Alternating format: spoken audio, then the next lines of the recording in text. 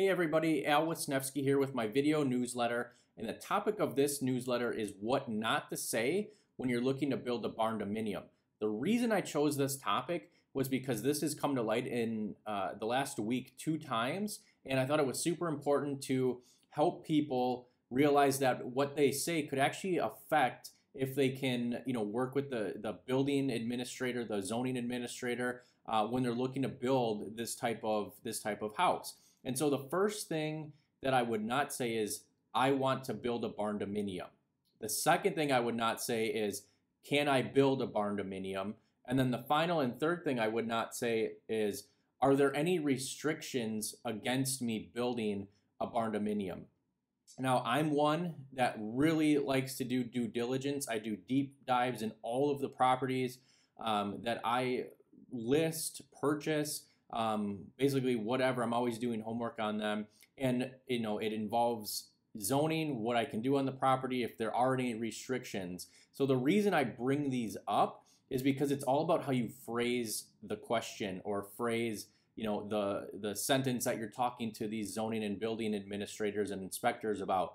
So what you want to do instead, because really when you look at what a barndominium is it's really just a single family home with an oversized garage that has a metal roof and metal siding. So that is what you're building. You're not building a barn with a pole frame and then finishing off the living quarters. In essence, yes, that's kind of the style that you're going for, but that's not how it's constructed. You still need to have a basement, or if you're going to do just a slab on grade, you need to make sure you have your footings, make sure all your plumbing's ran, make sure all your electricals ran to code.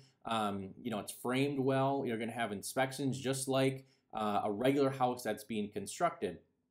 And we're building a house right now, and we totally could have turned it into a barndominium, and all we would have had to really do was just put metal siding and a metal roof on it, and we could have called it a barndominium. So when you're going to these zoning people, you need to talk to them the right way and not throw up red flags. The word barndominium throws up red flags right away, again, because people think you're going to build a barn and just finish the inside and not follow the local building codes.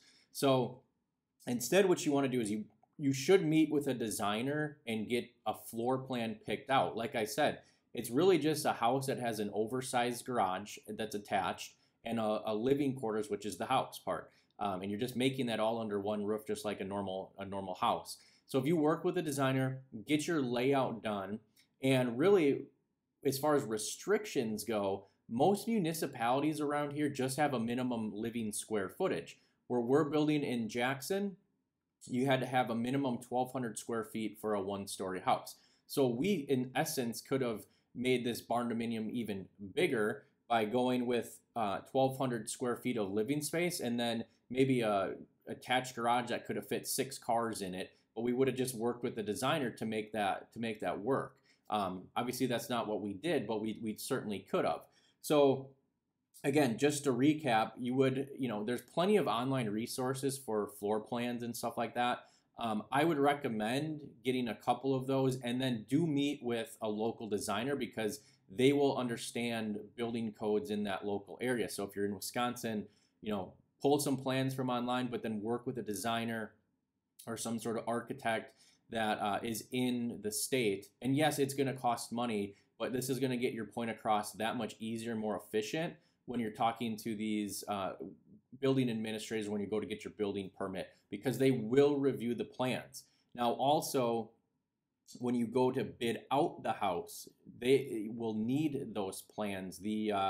All the plumbers, electricians, HVAC, concrete, building materials, they're going to need that plan anyways. And so that's how they can accurately figure out what to charge you for your quotes and everything. Especially if you're going to get a construction loan, you're going to need that all those bids in order to get approved. So the basic part that you want to start with is stop saying 3 lines, and that is, I want to build a barndominium. Can I build a barndominium? Are there any restrictions against a barndominium? Stop saying those, and then go talk with a designer to get your floor plan figured out so that you can actually take something physical to these municipalities to work on getting your building permit. So I hope that helps. I hope that clears the air. And, you know, if someone is looking to build a barndominium, I really hope this helps the progress.